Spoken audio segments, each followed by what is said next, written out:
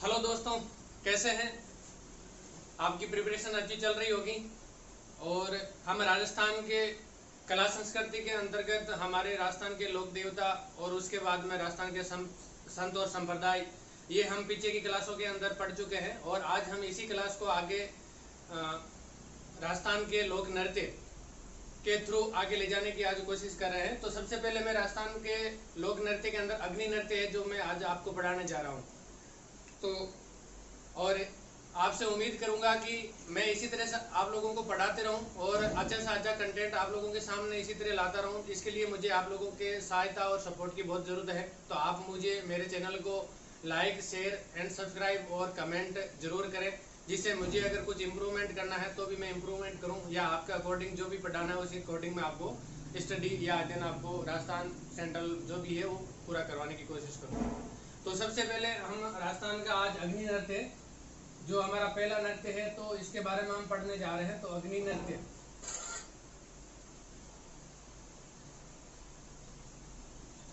अग्नि नृत्य मैंने आपको पहले जब राजस्थान के संत एवं संप्रदाय में पढ़ा रहा था उस समय मैंने बताया था कि जसनाती संप्रदाय का ये पारंपरिक नृत्य है। जो जसनाती संप्रदाय के प्रवर्तक जसनाथ जी, जिनका जन्म बीकानेर के कतरियासर गांव के अंदर हुआ था, तो वहीं से इस जसनाथ संप्रदाय का जो अग्नि नृत्य है इसकी उद्गम स्थल वही माना जाता है। तो सबसे पहले हम इसके उद्गम स्थल के बारे में लिख रहा हूं मैं।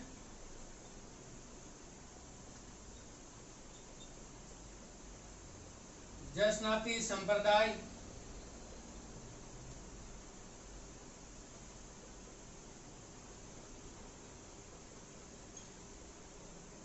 के द्वारा किया जाने वाला नृत्य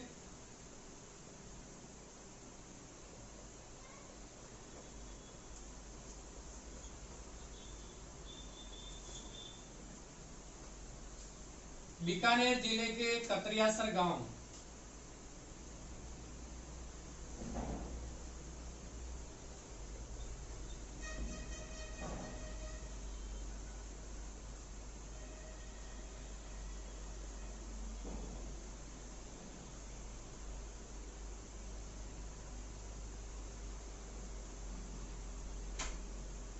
तो ये इसका उद्गम स्थल और किस संप्रदाय के द्वारा किया जाने वाला ये नृत्य है, तो ये मैंने बोर्ड पे लिख दिया है। जसनाती संप्रदाय के द्वारा किया जाने वाला ये नृत्य है और ये बीकानेर जिले के कतरियासर गांव के अंदर इसका उद्गम हुआ था, जहाँ पे जसनाथ जी महाराज का या जसनाथ जी जो संत हैं उनका जन्म हुआ था। वहीं पे इस अग्नि नृत्य का उद्गम स्थान माना जाता है।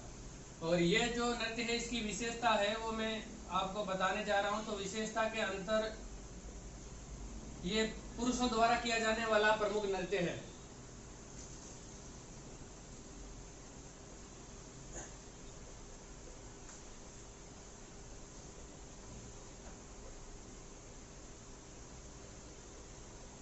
पुरुषों द्वारा किया जाने वाला नृत्य, या हम इसको पुरुष प्रधान नृत्य भी बोल सकते हैं।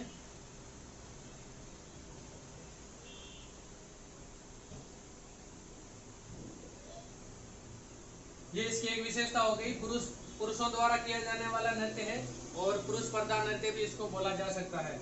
इसके बाद में इसकी और कुछ विशेषताएं हैं जो मैं आपको बताने जा रहा हूँ। इसमें ये आप नोट करना चाहिए, मैं इसको मिटाने जा रहा हूँ।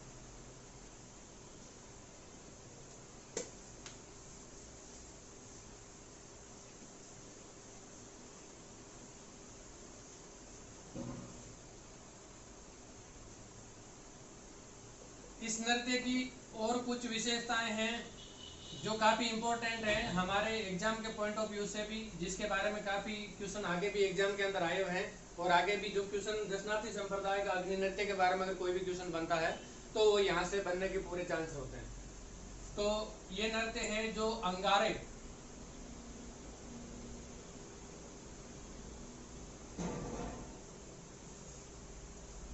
अंगारों के ढेर पर किया जाने वाला नृत्य है।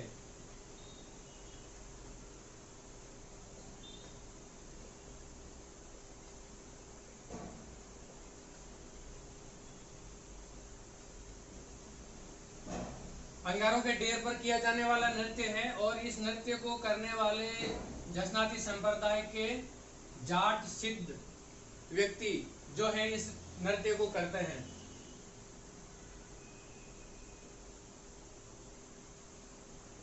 इसके अंदर अंगारों का जो ढेर है वो लगाया जाता है।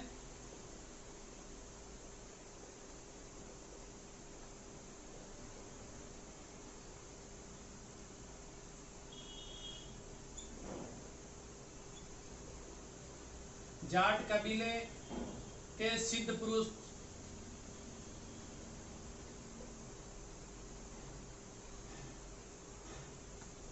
नृत्य करते हुए इस अंगारे के ढेर को पार करते हैं।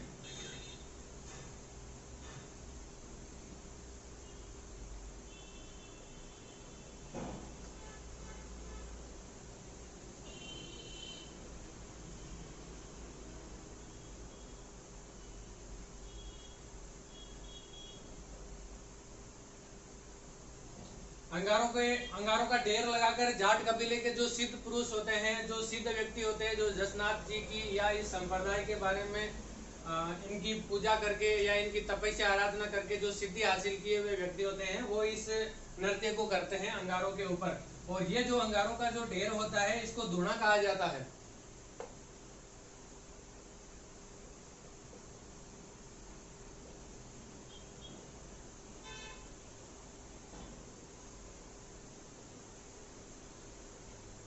अंगारों के ढेर को क्या कहा जाता है? अंगारों के ढेर को धूना कहा जाता है। और जब ये सिद्ध व्यक्ति जो होते हैं ये नृत्य करते हुए अंगारों को जब पार करते हैं इधर से उधर, तब ये फतेह फतेह के है जो उद्बोधन करते हैं।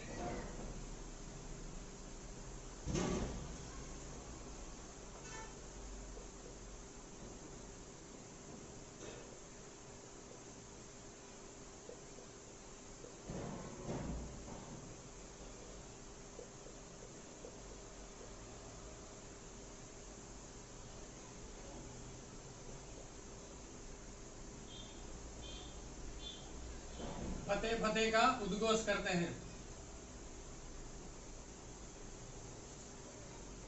क्या करते हैं? फतेह फतेह का उद्घोष करते हैं। तो ये था अग्नि नृत्य जसनाती संप्रदाय का, जो विश्व प्रसिद्ध आज के समय में और काफी पुराने टाइम से, पौराणिक समय से ही ये अंतर्राष्ट्रीय ख्याति प्राप्त नृत्य है, जो आपके एग्जाम के पॉइंट ऑफ व्यू से काफी इंपॉर्टेंट ये नृत्य है। तो इसका जो इम्पोर्टेंट पार्ट था, जो इसके इम्पोर्टेंट टॉपिक या इसका जो भी अध्ययन था वो मैंने आप लोगों को बता दिया है। जो भी आपके क्वेश्चन बनेंगे वो यहीं से बनेंगे कि ये अग्नि नृत्य है वो किस संप्रदाय से संबंधित है। दूसरा, इसकी विशेषता के अंदर नृत्य के अंगारों पर किया जाने वाला नृत्य कौन सा है। इसको नृत्य को करने वाले व्यक्ति पुरुष होते हैं, महिलाएं होती है, पुरुष महिलाएं दोनों। इस तरह से ये आपको एग्जाम के अंदर पूछ सकता है। तो इस और जो अंगारों का जो ढेर होता है उसको क्या कहा जाता है अग्नि नृत्य के अंदर? तो धूना कहा जाता है। यही इसके बनने वाले जो क्वेश्चन है इंपॉर्टेंट, वो इसी में से बनेगा। तो ये आप एक बार स्क्रीनशॉट ले लीजिए। मैं उसके बाद में आपको दूसरा कच्ची घोड़ी नृत्य, जो मैं आज की इस क्लास के अंदर और आपको पढ़ाने जा रहा हूँ। तो हमारा दूसरा जो नृत्य है वो है कच्ची घोड़ी नृत्य। कच्ची घोड़ी नाम से ही आप समझ रहे होंगे कि कच्ची घोड़ी, कच्ची मीन्स हमारे राजस्थानी के अंदर कहा जाता कच्ची, काची। वही कच्ची घोड़ी है जो काठ या लकड़ी के द्वारा या कपड़ों के द्वारा निर्मित की जाती है।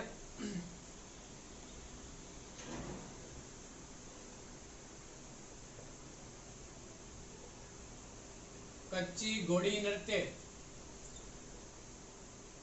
तो ये नृत्य है जो कच्ची घोड़ी नृत्य है। इसके अंदर एक काठ की या कपड़े की, लकड़ी की एक घोड़ी की संरचना बनाई जाती है और उस संरचना के ऊपर बैठ के या उसको इसी हिसाब से जो नर्तक होता है इसका, वो विरोचित वेशभूषा पहनकर इस कच्ची घोड़ी के ऊपर बैठकर इसके साथ में नृत्य करता है। और ये काफी बहुत ही मनमोहक नृत्य होता है, जो आप राजस्थान के अंदर या राजस्थान के भजनों के अंदर, जो रामदेव जी के जो भजन होते हैं उसके अंदर इसकी झांकी या झलक आपको देखने को मिल जाएगी।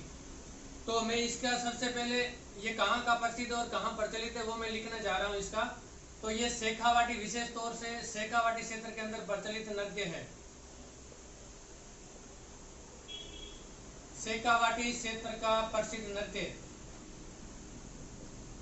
ये एग्जाम के अंदर काफी बार पूछा गया है रिपीटेडली क्वेश्चन ये आया हुआ है, कच्ची घोड़ी नृत्य कहाँ का प्रसिद्ध है? शेखावाटी क्षेत्र का प्रसिद्ध नृत्य है।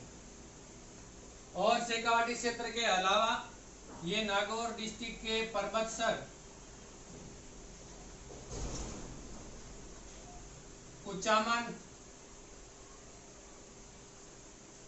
और डीडवाना, डीडवाना का क्या प्रसिद्ध है वो आप मुझे कमेंट करके बताइएगा, ताकि आपकी क्या प्रिपरेशन चल रही है उसका भी आइडिया हो जाए। डीडवाना किस लिए प्रसिद्ध है? परबतसर, कुचामन और डीडवाना में भी ये नृत्य किया जाता है।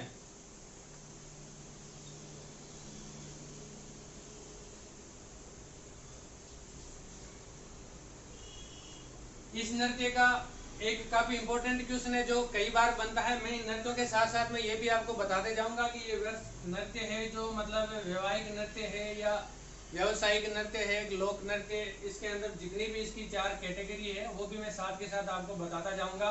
तो ये कच्ची घोड़ी नृत्य है, ये व्यावसायिक नृत्य भी है।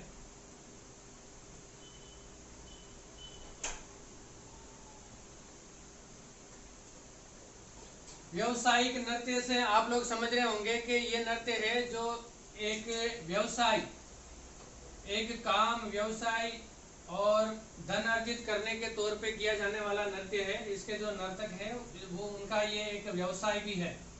तो ये व्यवसाय हो गया, ये नर्तक हो गए। अब इसके बारे में एक इम्पोर्टेंट है कि इस नृत्य के अंदर कौन कौन से वाद्य यंत्र प्रयोग में लाए जाते हैं। तो इसके अंदर ढोल और थाली, ढोल व थाली वाद्य यंत्र के साथ में किया जाने वाला ये नृत्य है।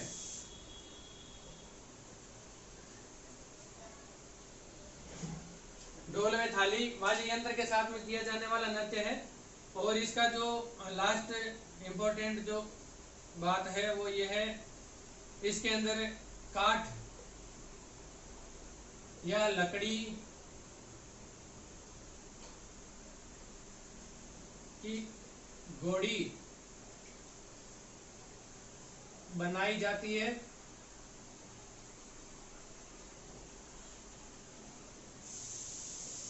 तथा पुरुष वीरोचित वेशभूषा, वीरोचित वेशभूषा से आप समझ रहे होंगे जो वीर व्यक्ति, जो युद्ध क्षेत्र के अंदर जाने वाला व्यक्ति, जो युद्ध क्षेत्र के अंदर जो राजा महाराजा पुराने टाइम के अंदर जो वेशभूषा पहनते थे जब युद्ध क्षेत्र के अंदर जाने के लिए, या जो पहनावा जिससे एक वीर की भांति दिखे आदमी, तो वो वीरोचित वेशभूषा होती है। तो वीरोचित वेशभूषा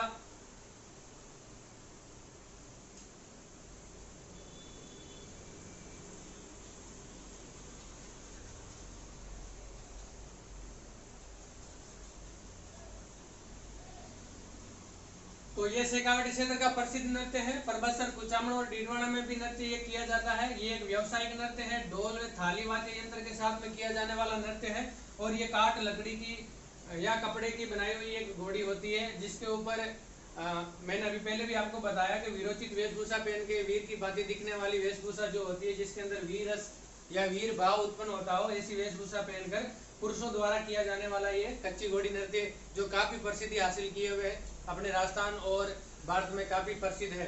तो ये आज की क्लास के अंदर हम 2 ही नृत्य पढ़ेंगे। सबसे पहला मैंने बताया अग्नि नृत्य जो जसनाती संप्रदाय का, वो भी काफी इंपॉर्टेंट है। दूसरा कच्ची घोड़ी नृत्य जो शेखावाटी क्षेत्र का काफी प्रसिद्ध नृत्य है। तो ये दोनों आप लोगों को मैं उम्मीद करता हूँ कि अच्छे से समझ में आया होगा। इससे जो भी क्वेश्चन आएगा वो आप गलत करके नहीं आएंगे, मैं ये 100% इस बात से श्योर हूँ। और इसी के साथ मैं आज की क्लास को समाप्त करने जा रहा हूँ। जय हिंद, जय भारत।